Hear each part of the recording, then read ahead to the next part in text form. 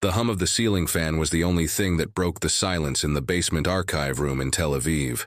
It was a rhythmic, tired sound, like the man himself sitting at the metal table. Avram Ben-Zvi was 72 years old, his skin stained by the sun and the years, and eyes that had read more horrors on paper than most men would see in 10 lifetimes. In front of him, a grainy black and white photograph taken with a telephoto lens from 200 meters away.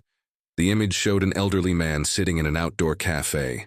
He wore a light, impeccable linen suit and held a porcelain cup to his lips. The scenery in the background was unmistakable to those who knew the geography of exile. The rugged mountains of the Andes, cutting through the sky like broken teeth. The man in the photo looked like a benevolent grandfather, a European retiree enjoying his pension in a tropical country. But Avram did not see a grandfather. He saw the shadow that stretched behind the wicker chair. He saw the officer who, 30 years earlier in Lyon, had signed deportation orders with the same hand that now held the cup of coffee. Werner Hoff, whispered Avram, the name coming out of his mouth like an ancient curse. The door to the room opened, letting in a strip of yellow light from the hallway and a young agent. Ronnie was the opposite of Avram, impatient, athletic, with the moral certainty of someone who was born in a country that already existed, and not of someone who had to build it on ashes. Confirmation has arrived, Avram, Ronnie said. Closing the door, he had a thin briefcase under his arm. The fountain in La Paz is solid. Hoff is not just a resident, he is a consultant. The Ministry of the Interior renewed his contract last week. Asesoria em Seguranza Interna. Avram let out a dry, humorless laugh. Homeland Security. Is that what they call it now? Teach how to use electricity in wet basements? He's comfortable. Avram. Ronnie pulled up a chair and sat down, the nervous energy vibrating in him. He attends the German club on Fridays, play bridge with the chief of police. He feels untouchable. He's untouchable, Ronnie. Not for us. The young man leaned forward, lowering his voice. The unit is ready. We have an operational window. We can catch him on the way out of the club. A van, sedation, extraction route via the border with Brazil. In 48 hours, he would be in a cell here. Like Eichmann.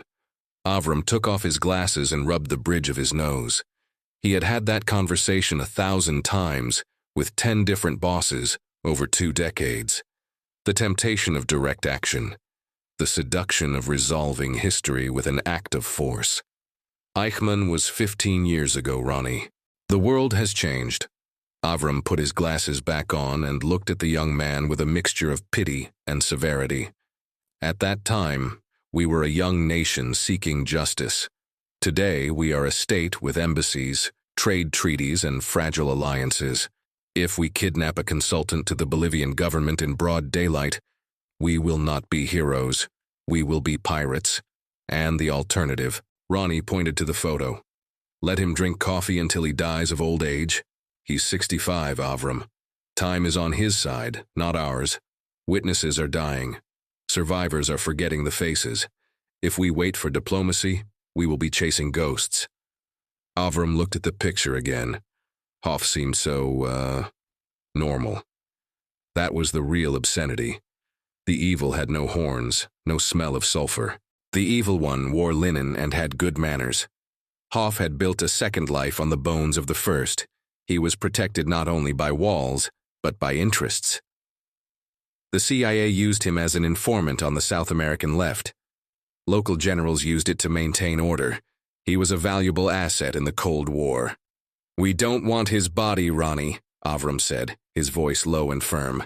We want his truth. If we kidnap him, he will become a victim of sovereignty violations. Lawyers will discuss borders, not crimes. The world will debate the legality of our action, not the morality of its actions. So what do you suggest? Ronnie leaned back, frustrated. More letters to the UN? More extradition requests that end up in the drawer of some corrupt general? Patience. Avram opened a drawer and took out a pack of cigarettes, even though the doctor had forbidden it. He didn't light up. He just held the paper cylinder between his nicotine-stained fingers. Dictatorships look like granite, Ronnie, but they are made of sand. They are sustained by fear and money. When the money runs out, the fear changes sides. Their economy is doing well. The regime is sound. Nothing is solid when it is built on lies. Avram stood up and walked to a map of South America nailed to the wall. Red pins had marked Hoff's escape route since 1945. Genoa, Buenos Aires, Asunción, La Paz, a trail of survival. Hoff made a mistake. Ronnie frowned. What mistake? He is meticulous. He became necessary. Avram touched the pin in La Paz. When you're needed by a tyrant, you're safe.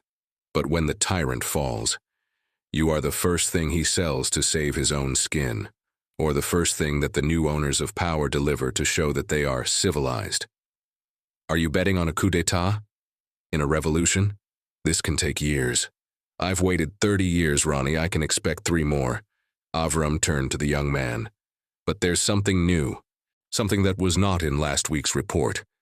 He returned to the table and pulled a document from under the pile. It was a French newspaper clipping dated 2 days ago. A journalist in Paris, Beate Klarsfeld. She is not from the service. She is a civilian. She started making noise. She is not talking to governments. She's talking to moms. Ronnie took the clipping. The headline was small but incisive. Does the executioner of Lion live in the Andes? Civil noise is dangerous, Ronnie said. It can make him run away again. If he feels that he has been discovered, he will disappear into the jungle.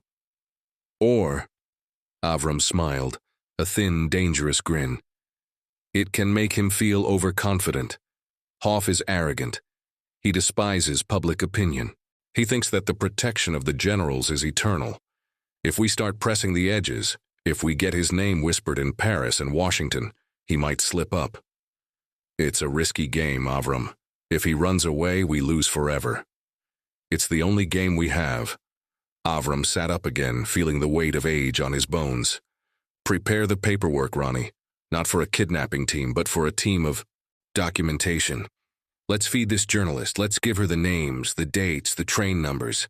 Let's turn Werner Hoff from a security consultant into a public relations problem. Ronnie stood up, still reluctant, but respectful.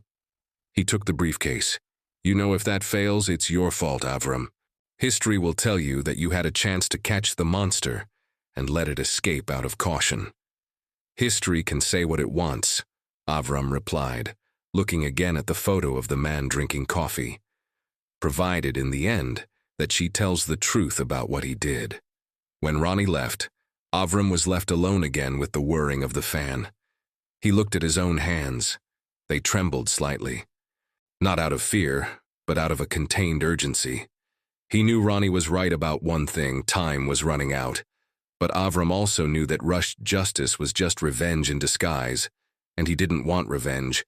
He wanted the world to see Werner Hoff not as a mythical ghost, but as a small, old, pathetic man, sitting in a dock, forced to hear the names of the children he sent into the darkness. Avram opened the drawer and put the photo away.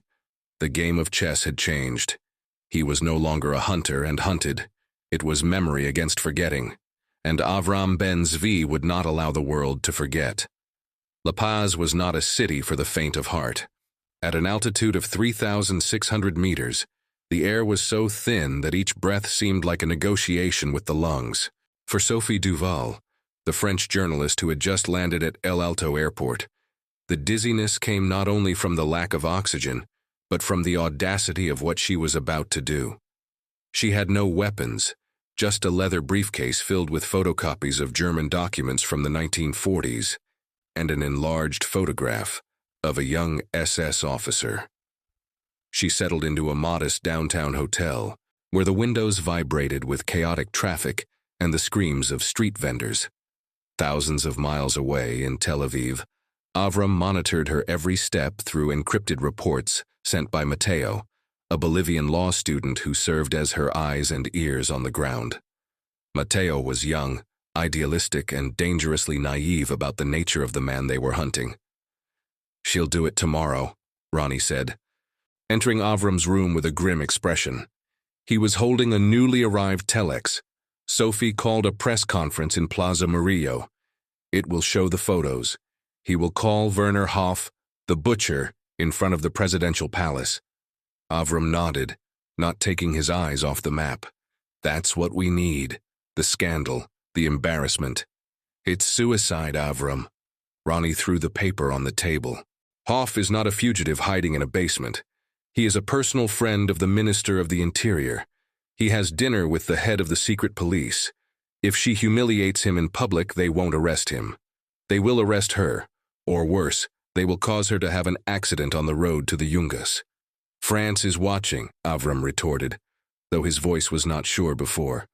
The French ambassador has been alerted. If they touch it, there will be a diplomatic crisis. The regime needs European loans. They can't afford to kill a foreign journalist. They don't have to kill her. They can just deport her and laugh in our faces. And Hoff will come out of it looking like a nationalist martyr persecuted by colonial powers. The next day, Ronnie's prediction came true with surgical precision that made Avram's stomach turn. Bolivian television, controlled by the state, broadcast the scene. Sophie stood in the square, holding a photo of a young Hoff next to a recent photo of him.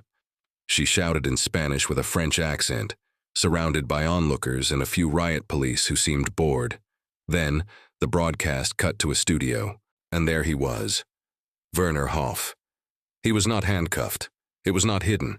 He was sitting comfortably in a leather armchair, wearing a dark suit and a discreet tie. The interviewer, a man known for his subservience to the regime, treated him with deference.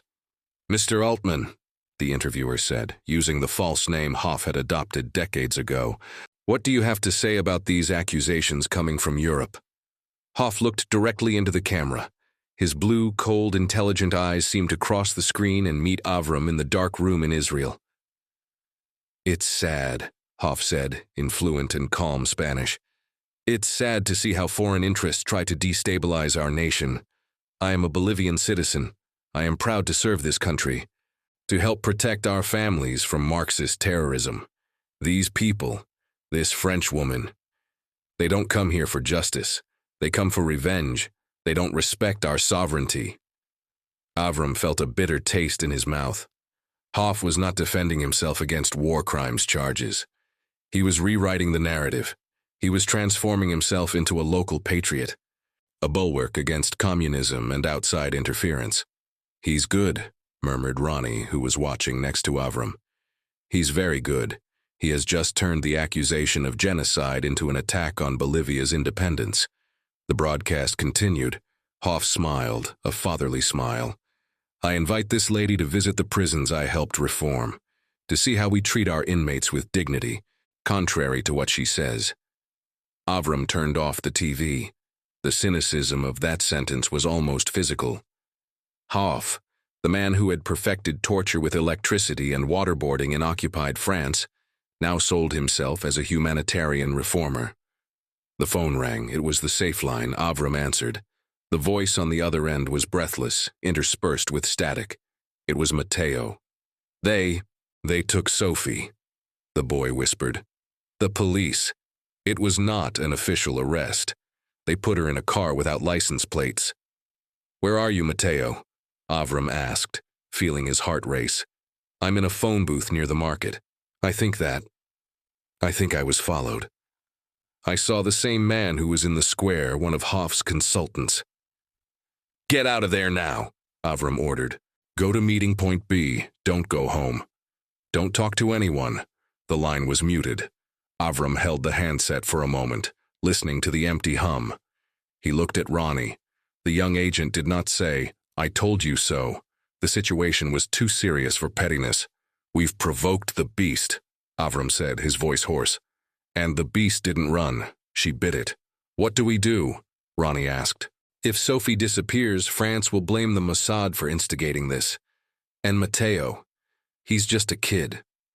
Avram walked to the window. The night in Tel Aviv was hot and humid, so different from the thin and cold air of the Andes. He had bet on political pressure, on international shame. But he had forgotten a fundamental lesson. Authoritarian regimes do not feel shame. They feel only threat.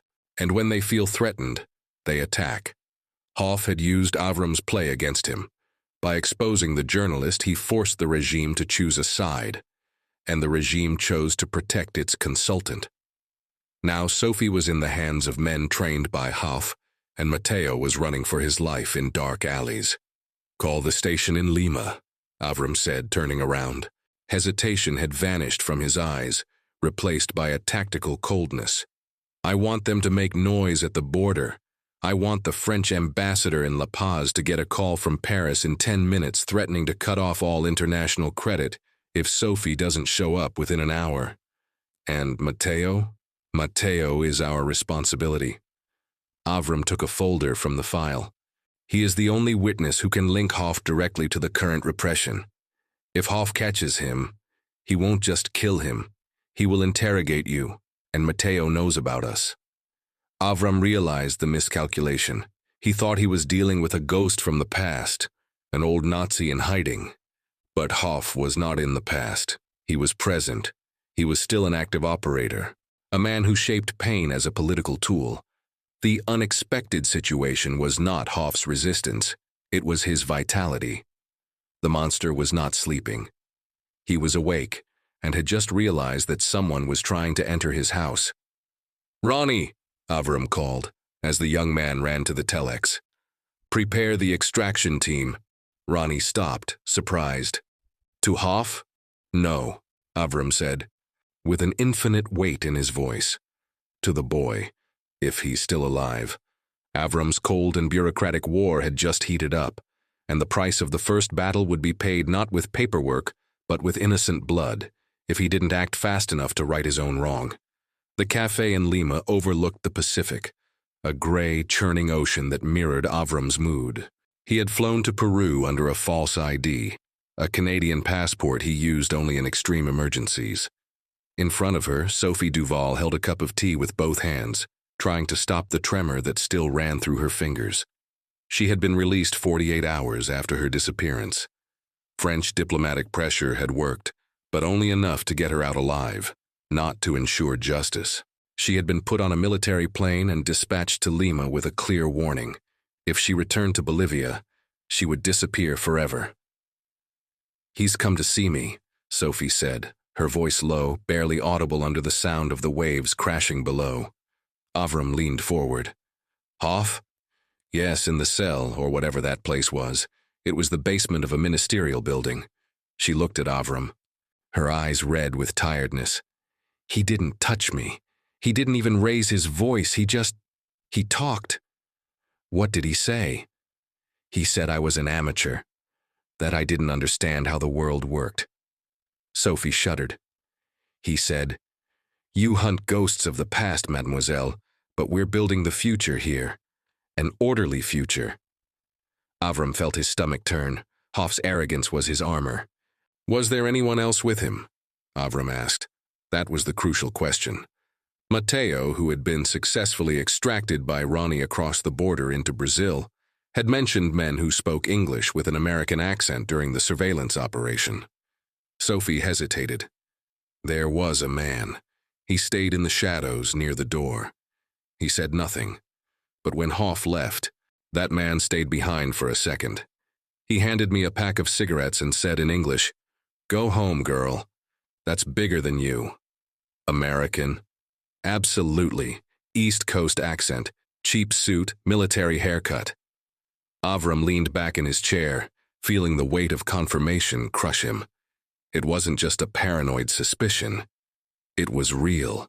The CIA was in the room. The crisis he feared was not the violence of the Bolivian regime, but the complicity of his own allies.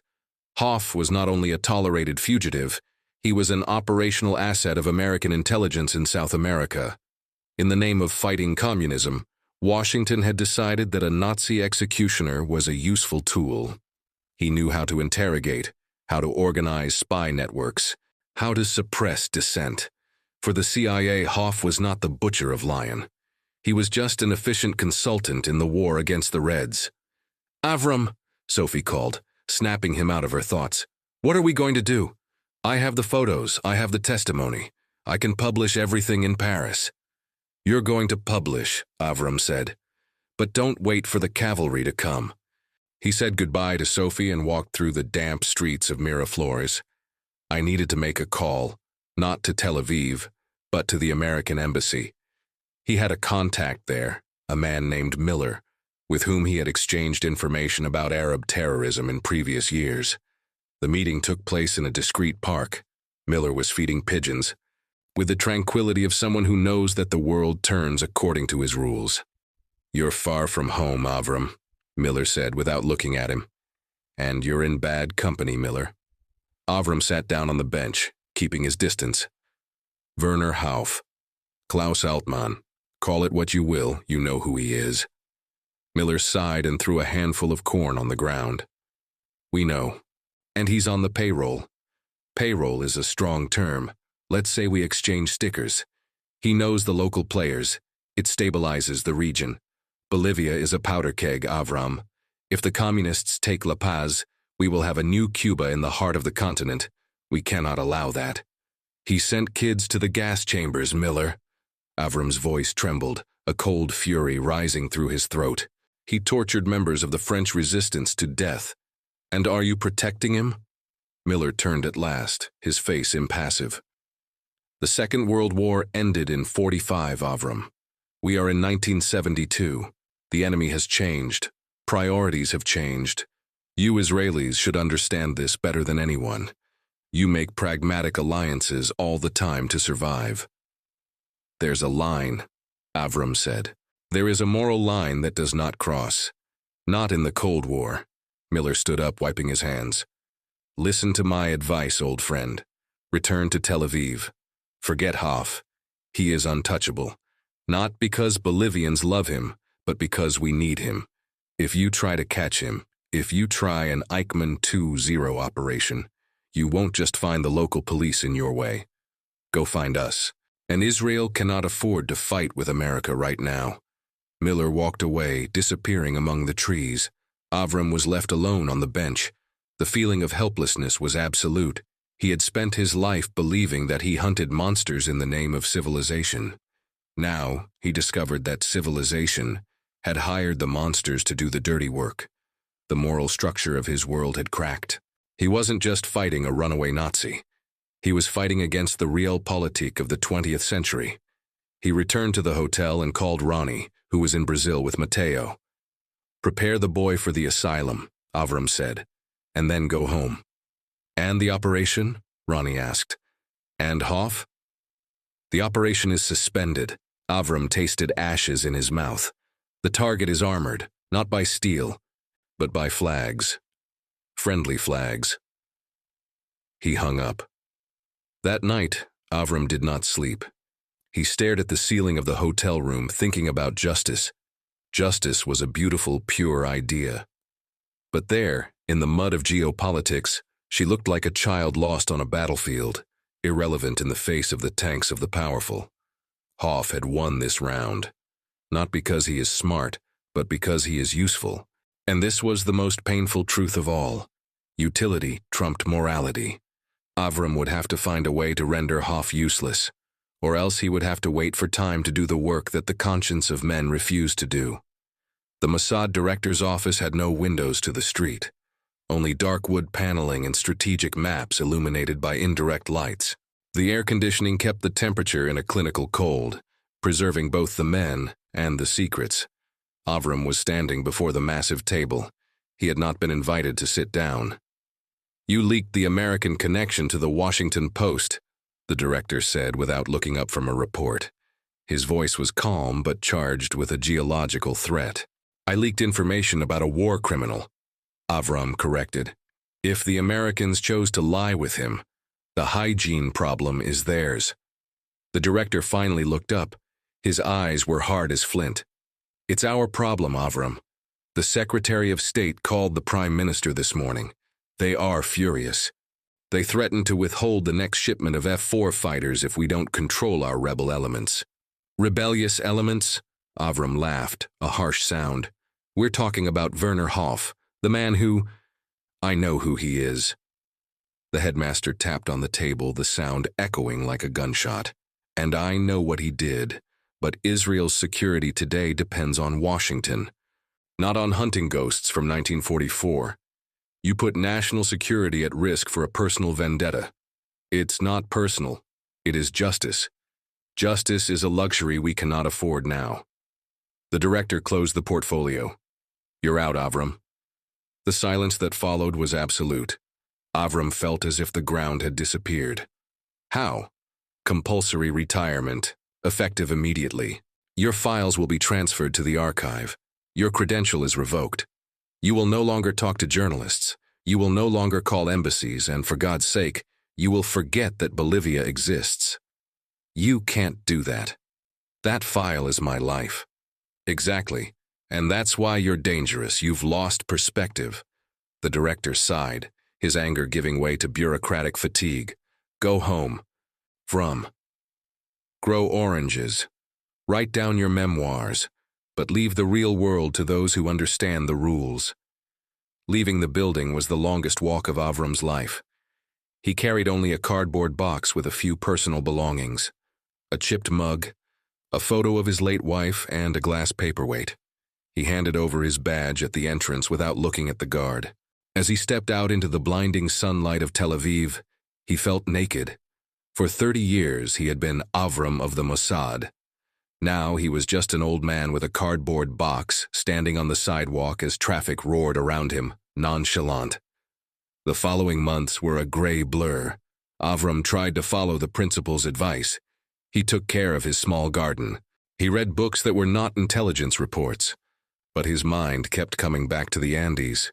He would wake up at night thinking about Hoff, imagining the Nazi laughing in his club, protected by American generals and spies, drinking expensive wine while Avram drank warm tea in a quiet kitchen. The emotional rupture was profound. He felt betrayed not only by his bosses, but by the very country he had helped build. Israel had chosen pragmatic survival over moral memory. It was a logical choice, perhaps a necessary one, but it left Avram with a hole in his chest where his sense of purpose had once hit. It was on a Tuesday afternoon, 6 months later, that the routine of his exile was broken. He was in a cafe near the beach, reading a financial newspaper, a new habit, an attempt to understand the world through numbers rather than secrets. A small news item in the emerging markets section caught his attention. Bolivia is facing a foreign debt crisis. Miners' protests threaten the stability of the Banzer regime. IMF demands austerity reforms. Avram read the paragraph 3 times. The money. He remembered what he had said to Ronnie years ago. Dictatorships are based on fear and money. When the money runs out, the fear changes sides. Hoff was useful to Americans because the regime was stable. He was useful to the regime because he helped maintain order. But what if the regime broke? What if economic chaos made repression useless? If Bolivia became a financial liability, the Americans would lose interest. If generals could not pay their soldiers, loyalty would evaporate. And in a power vacuum, expensive foreign consultants with dark pasts became expendable. Avram felt a spark ignite in the ashes of his apathy. He didn't need a Mossad credential to keep up with the global economy. He didn't need satellites to see that Hoff's house of cards was beginning to sway in the wind of inflation. He folded the newspaper and put it in his pocket. He couldn't act. I couldn't travel, but he could observe. And for the first time in a long time, he realized that time, that relentless enemy that was aging his body, was now working in his favor. Entropy was coming to La Paz. Avram asked for the bill. He wasn't going to grow oranges. He would sit on the riverbank and wait, because he knew, with the certainty of someone who has studied the fall of empires, that when the money runs out, the monsters are the first to be sacrificed on the altar of political survival. He walked home with a lighter step. The official file was closed, but the hunt continued. Only now. The weapon was not a silenced pistol, but the price of tin on the international market. The years passed not like a river, but like a glacier, slow, relentless, grinding everything in its path. Avram Ben-Zvi now walked with the help of a cane. Her hair, once gray, was white as the salt of the Dead Sea. He lived in a small apartment in Jaffa, where the sound of the waves and the call of the muezzins marked the hours of his lonely days. The world had changed. The Berlin Wall was still standing, but with invisible cracks. South American dictatorships, which seemed like eternal monoliths in the 1970s, were beginning to crumble under the weight of their own incompetence and brutality. In Bolivia, Avram's prediction had come true with devastating economic violence. Hyperinflation had turned money into painted paper. The people, hungry and furious, had taken to the streets. The generals, once omnipotent, now fled or negotiated desperate amnesties. And in the midst of this shipwreck, Werner Hoff was left alone. Avram followed everything on the radio and in the newspapers that Ronnie, now a division director with little hair and many ulcers, brought him religiously every Saturday. "The new president took office yesterday," Ronnie said, placing a bundle of international newspapers on the coffee table. "Hernan Siles Zuazo, a Democrat. The first thing he did was fire the entire security leadership." Avram nodded, pouring tea with trembling hands. "And the consultants?" "Dismissed. No payment, no protection." "And the Americans?" "Miller has retired. The new CIA station in La Paz has strict orders to clean up the image. They do not want to be associated with the excesses of the previous regime." Hoff became radioactive. No one answers his phone calls. Avram smiled, a tired smile. Isolation. The same weapon he had tried to use years ago, now applied by history itself. Hoff had not been defeated by a Mossad bullet, but by irrelevance. He had ceased to be useful. 3 weeks later, the phone rang in the middle of the night. Avram answered, his voice hoarse with sleep. "Turn on the television," said Ronnie's voice. "French channel." Avram groped his way into the living room and turned on the old device. The image took time to stabilize, drizzling in black and white before taking shape. It was a live news program from La Paz. The camera shook, focused on the door of a mansion in a wealthy neighborhood. There were police cars with spinning lights, but there was no shooting, no shouting, no heroism. The door opened. 2 young Bolivian police officers in ill-fitting uniforms were leading a man out. Werner Hoff. He looked smaller than in the photos. The linen suit was rumpled. He didn't wear handcuffs, but held his wrists as if they were there. His face, once arrogant and armored by the certainty of impunity, now showed only confusion and fear. He looked around, looking for the generals, the CIA agents, the friends of the club, but there was no one. Only the press and police of a government he despised. A French reporter shouted a question. "Monsieur Altman, do you have anything to say to the families of Lyon?" Hoff paused for a second. He looked at the camera. For a moment, Avram saw the old sparkle of contempt in his eyes, the urge to discourse, to justify. But then, the officer pushed him gently towards the patrol car. Hoff stumbled. The dignity of the security consultant has evaporated. He was just an old man being arrested for visa problems and fraud, a prelude to the extradition that France had already secured. Avram sat in his chair, feeling his body sink. He had been waiting for this moment for 30 years. He had imagined it in 1,000 ways. A night operation, a trial in Jerusalem, a final confrontation. But the reality was banal, bureaucratic, an old man getting into the back seat of a popular car, surrounded by flashes. There was no triumphal music. There was no feeling of victory, just a deep, exhausting relief. The monster had not been killed. He had been dismantled, piece by piece, year after year, until there was nothing left but an invalid CPF and a past that no one else wanted to buy. "It's over, Avram," he said to the empty room. He looked at the bookshelf where he kept the cardboard box with his old files. Hoff's photo in the cafe, Sophie's photo in the square, Mateo's reports. All those scraps of paper, all those lives risked and lost. Justice had come, but it had come too late for the children of the Iziu orphanage, too late for the tortured members of the resistance, too late for Avram's own career. But it had arrived. He turned off the television. Silence returned to the apartment, but now it felt different. It was no longer the silence of waiting. It was the silence of the end. Avram walked to the window and looked out at the Mediterranean Sea. He thought about how the waves had been crashing against those rocks for millennia, indifferent to the empires that rose and fell. Hoff had believed that he was eternal, that his power was a law of nature. Avram knew the truth. Only time was eternal. And time, with its infinite patience, had just devoured the last Nazi of the Andes. He felt a tear run down his wrinkled face, not of joy, but of an old and clean sadness. He had survived his war, and in some strange and devious way, he had won. Not because of the strength of his arm, but because of the stubbornness of his memory.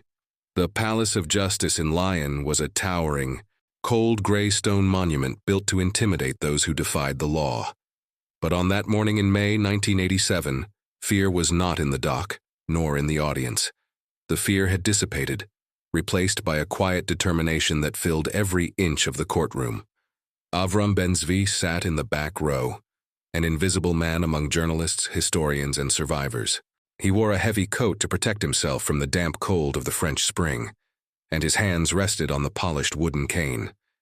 He had traveled against his doctor's orders, using his savings to see the end of the story he had begun writing 30 years earlier.